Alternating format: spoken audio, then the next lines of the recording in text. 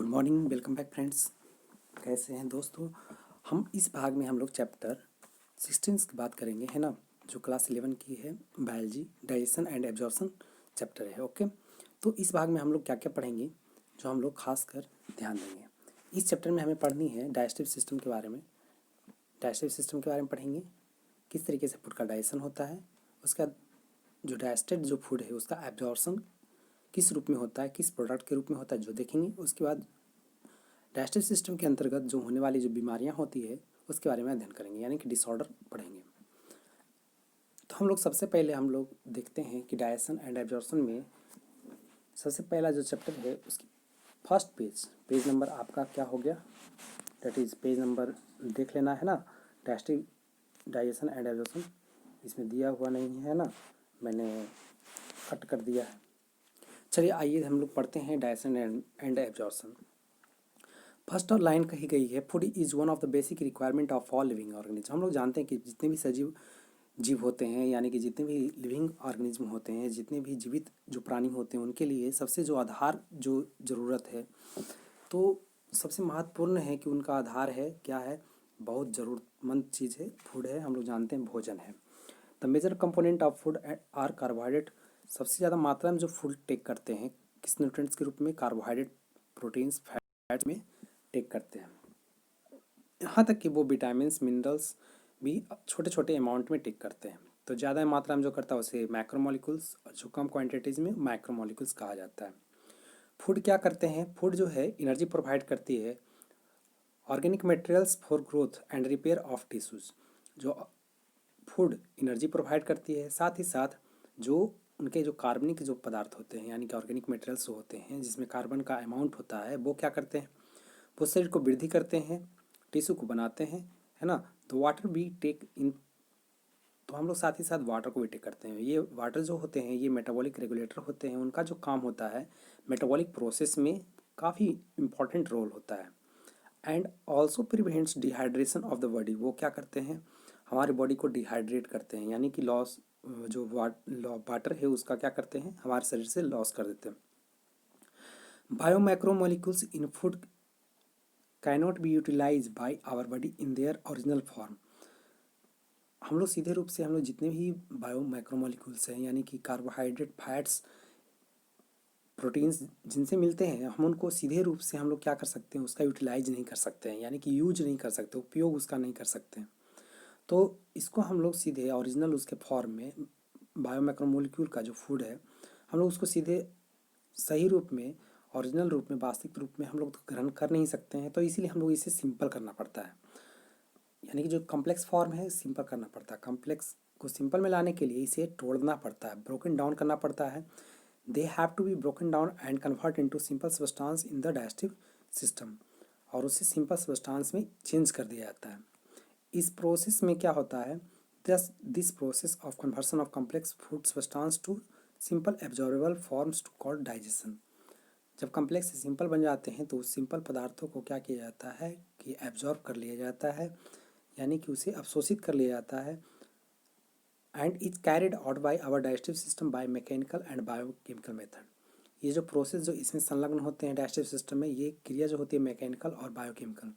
Mechanical आप लोग समझते हो है ना, काफ़ी मशीनरी एक्टिविटीज़ होती है हमारे शरीर में, काफ़ी जो ऑर्गन से के द्वारा परफॉर्म्स होती है, काफ़ी जो जैविक होती है, साथ ही साथ केमिकल मेथड होते हैं, उस पे ध्यान दिया जाता है ताकि डाइजेशन का जो स्टेप है काफ़ी अच्छी तरीके से चल सके। General organisation of the human digestive system is shown in figure.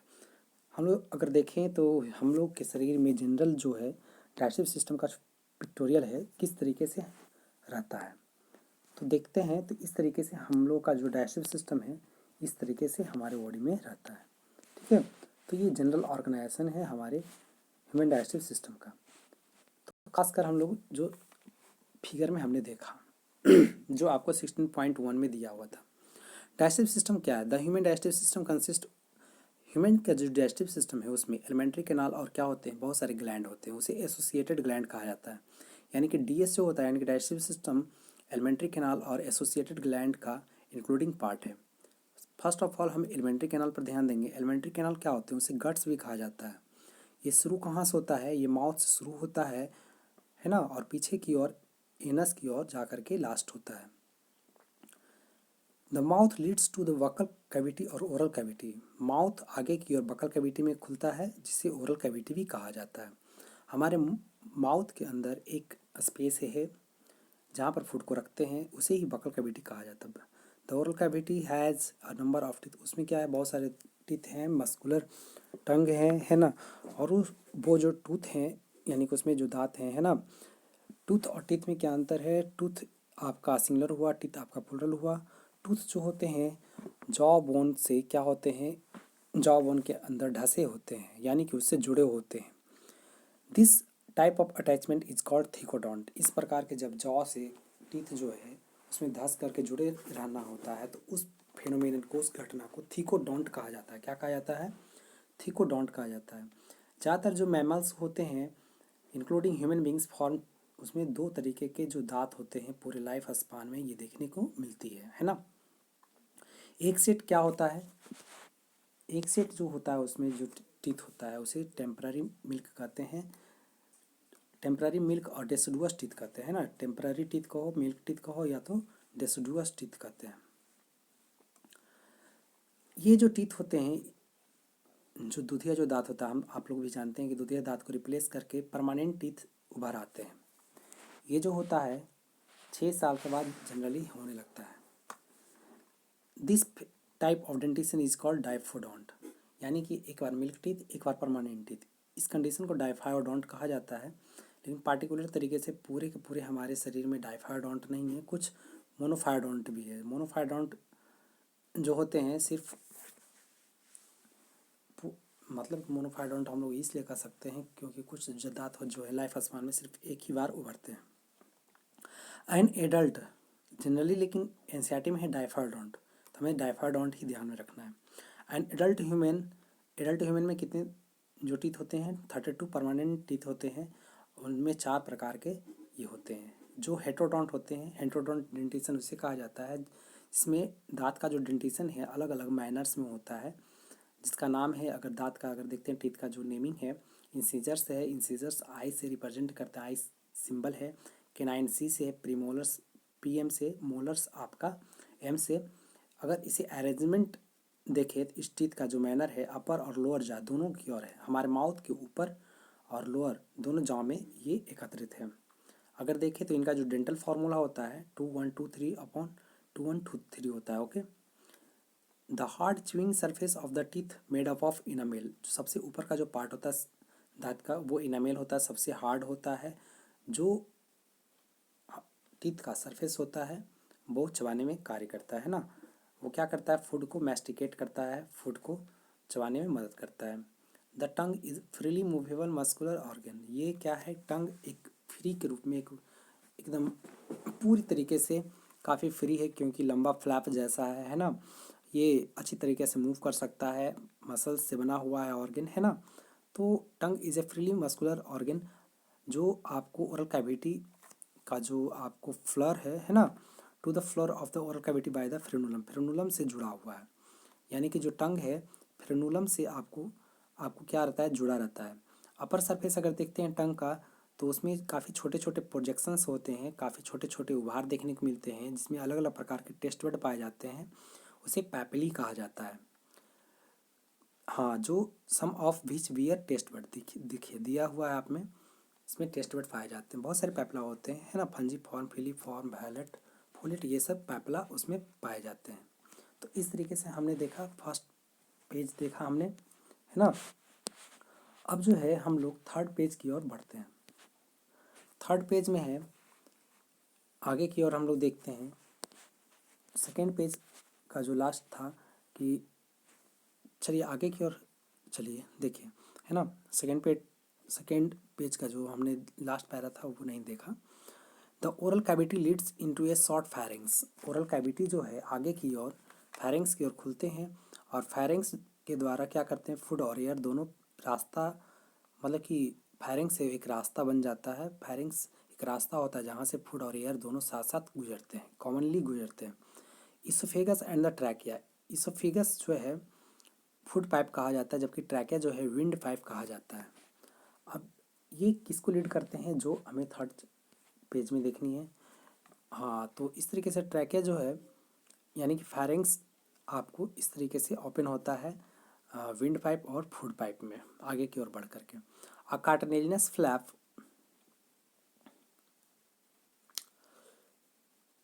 A cartilaginous flap called epiglottis prevents the entry of food into the glottis. अगर देखते हैं हम विंड पाइप के ऊपर सबसे ऊपर तो एक फ्लैप लाइक स्ट्रक्चर रहता है जो इपिग्लॉटिस होता है। वो क्या करता है, फूड को अंदर आने नहीं देता है और इसे क्या कहता है कि फूड जो है, फूड का जो एंट्री जो पैसेज है वो ग्लॉटिस से है, यानी कि फूड पाइप के ऊपर का जो एरिया है वो ग्लॉटिस से है। सॉरी गलेट है, क्या है, गलेट है। ग्लॉटिस जो होता है विंड पाइप का ओपनिंग है। विंड पाइप के ओपनिंग के ऊपर एक फ्लैप है, उसे इपिग्लॉटिस कहते हैं। हाँ, तो ग्लॉटिस क्या है, विंड पाइप का ओपनिंग है, और गलेट क्या है, फूड पाइप का ओपनिंग है। तो गलेट के द्वारा स्लोइंग होगा, है ना, तो फूड आपको स्टमक में पहुंचेगा। लेकिन जो है ग्लॉटिस के अंदर आना चाहेगा तो इपिग्लॉटिस क्या करेगा, उस फूड को रोकेगा। The oesophagus is a thin, oesophagus क्या है, काफ़ी पतला होता है, लंबा ट्यूब होता है। वो आगे की ओर जो है नेक, थॉरिक्स और डायफ्राम से होकर जे आकार का बन करके एक बैग लाइक स्ट्रक्चर में खुलता है, उसे स्टमक कहा जाता है। स्टमक जो है, स्टमक में अगर देखें तो उसमें एक स्पिंचर होता है, जो मस्कुलर स्पिंचर होता है, उसे गैस्ट्रो इसोफेजियल कहा जाता है। गैस्ट्रो का मतलब हुआ स्टमक के लिए, इसोफेजियल तो मस्कुलर स्पिंचर। स्पिंचर वो होते हैं जो किसी भी मेटल्स को आने देते हैं, जाने देते हैं, उसे स्पिंचर कहते हैं, है ना। तो स्पिंचर जो है कहीं कहीं पर स्पिंचर लगे रहते हैं, प्रत्येक एलिमेंट्री कैनाल के जगह जगह पर स्पिंचर लगे रहते हैं, क्योंकि यूनिडायरेक्शनल फ्लो करे फूड, है ना। तो muscular sphincter regulate the opening of oesophagus, oesophagus को ओपन करते हैं और स्टमक में एंट्री देते हैं फूड को। फूड जो, उस फूड को बोलस कहा जाता है।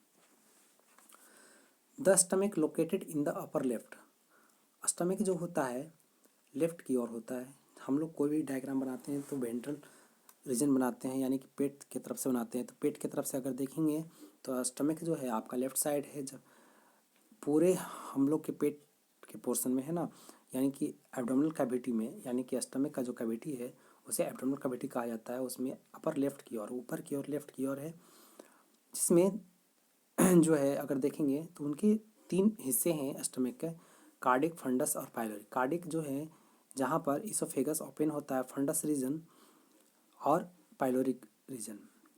तो pyloric portion which opens into the first part of small intestine, pyloric small intestine को लीड करता है। और स्मॉल इंटेस्टिन जो होता है डिस्टिंग्विशेबल इनटू 3 रीजन, आपको 3 हिस्से में बटा रहता है। वो भी सबसे पहला तो यू लाइक स्ट्रक्चर जो होता है उसका ड्यूडेनम होता है, उसके बाद लंबा सा काफ़ी क्वाइल्ड होता है अपने आप में, है ना, मिडिल पोर्शन, उसे जिजनम कहा जाता है, यानी कि जिजुनम कहा जाता है, जो काफ़ी हाईली क्वाइल्ड होता है, मेसेंट्रिकल फॉर्म होता है ना। हाईली क्वाइल्ड को मेसेंट्रिकल कहा जाता है।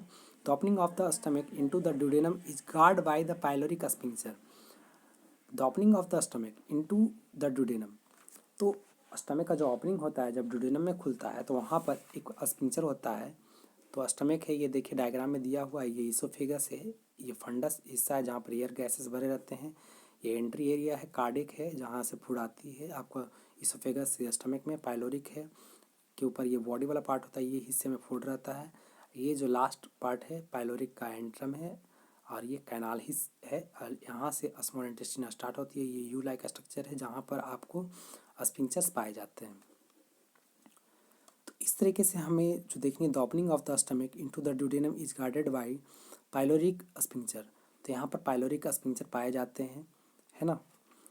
Ilium opens into the large intestine, ileum जो है लार्ज इंटेस्टिन में खुलता है, और लार्ज इंटेस्टिन में आपको क्या क्या पाए जाते हैं, वहाँ पर सिकम होते हैं, कोलोन होते हैं और रेक्टम होते हैं। सिकम क्या करते हैं, काफ़ी छोटे होते हैं, ब्लाइंड सैक होते हैं, स्मॉल होते हैं। ब्लाइंड सैक का मतलब उसमें सिर्फ एक ओपनिंग होता है, जो क्या कहते हैं, होस्ट सम सिम्बायोटिक माइक्रो ऑर्गेनिज्म, उसमें क्या होते हैं, बहुत सारे माइक्रो ऑर्गेनिज्म यानी कि बैक्टीरिया पाए जाते हैं ना, जो विटामिन बी कम्प्लेक्स में से विटामिन B12 को फॉर्मेशंस करते हैं ना, आगे पढ़ेंगे, है ना। चलिए आगे की ओर बढ़ते हैं। यानी कि इसमें आपका जो एनसीईआरटी टॉपिक है उसमें सिर्फ दिया हुआ है कि माइक्रो ऑर्गेनिज्म पाए जाते हैं। कौन सा माइक्रो ऑर्गेनिज्म पाया जाता है ये नहीं दिया हुआ है। और small narrow finger like tubular projections, वहीं पर अगर देखते हैं सिक्कम में तो एक ट्यूब के लाइक प्रोजेक्शंस निकला होता है, यानी कि बाहर निकला होता है, उसे अपेंडिक्स कहा जाता है। जिस जो बॉर्न लाइक होता है उसे बारहवीं फॉर अपेंडिक्स कहा जा सकता है। Which is a vestigial organ, वो उसे वेस्टिजल ऑर्गन कहते हैं। वेस्टिजल ऑर्गन मीन्स ऐसे ऑर्गन जो प्रजेंट होते हैं लेकिन उसका जो वर्क फंक्शंस जो होता है प्रजेंट, मतलब कि वो आपके शरीर में है लेकिन उसका कोई भी कार्य नहीं है, वर्क फंक्शंस नहीं है, यानी फंक्शनलेस है। तो ये सिकम से निकलता है।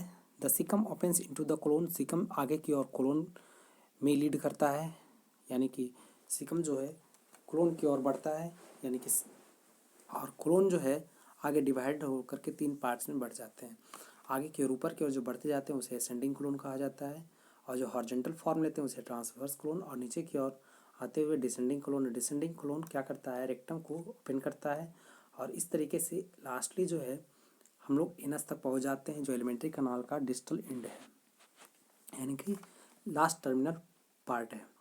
The wall of alimentary canal from oesophageal to rectum possess 4 layer. तो एलिमेंट्री कैनाल का जो है वो 4 लेयर से बना रहता है ना, जिसे सिरोसा, मस्कुलरीज, सबम्यूकोसा और म्यूकोसा कहा जाता है। तो एलिमेंट्री कैनाल का जब सेक्शंस काटेंगे तो इस तरीके से उसमें सिरोसा, मस्कुलरीज, सबम्यूकोसा और म्यूकोसा पाए जाएंगे। सिरोसा जो होते हैं सबसे बाहर वाले होते हैं। Serosa is the outermost layer and it is made up of thin mesothelium. Mesothelium जो होते हैं, जितने भी विसरल ऑर्गन होते हैं, विसरल ऑर्गन मतलब कि हार्ट है ना, जो स्मूथ ऑर्गन है उसे विसरल ऑर्गन कहा जाता है। उसके जो इपिथेलियम से बनते हैं उसे मेसोथिलियम कहा जाता है। जो क्या करते हैं कनेक्टिव, वो क्या होते हैं, वो कुछ कनेक्टिव टिश्यू के साथ मौजूद होते हैं। सिरोसा जो होते हैं वो उसमें काफ़ी कनेक्टिव टिश्यू होते हैं, वो काफ़ी कम मात्रा में, साथ ही साथ एपिथेलियम टिश्यू पाए जाते हैं। उसके नीचे अगर देखेंगे तो मस्कुलरीज होता है जो सब म्यूकोसा के ऊपर होता है। मस्कुलरीज में क्या होते हैं, मस्कुलरीज जो है होते हैं स्मूथ मसल्स से जनरली बने होते हैं, जिसमें 2 प्रकार के आपको मसल्स जनरली प्रेजेंट होता है, एक इनर सर्कुलर, एक आउटर लॉन्गिट्यूडनल लेयर होता है ना, सॉरी, हाँ। तो इस तरीके से मसल्स ही होता है ना, मस्कुलरीज में क्या होता है, मसल्स होता है, रिलेटेड टर्म भी है मस्कुलरीज मसल्स, है ना। तो मसल्स जो होते हैं, और कैसे मसल्स होते हैं, स्मूथ मसल्स होते हैं, और वो किस रूप में, अंदर वाले में जो सर्कुलर के रूप में सजे रहते हैं, और बाहर का जो होता है वो लॉन्गिट्यूडनल लेयर होता है।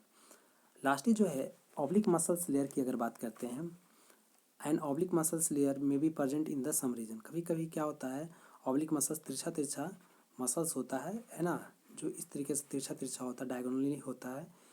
इस तरीके से कहीं कहीं क्षेत्रों पर पाए जाते हैं, जो आपको जो गट के जो एरिया है उसका सेक्शंस काटते हैं तो वहाँ पर देखने को मिलता है आपको मस्कुलरीज वाले पोर्शन पे।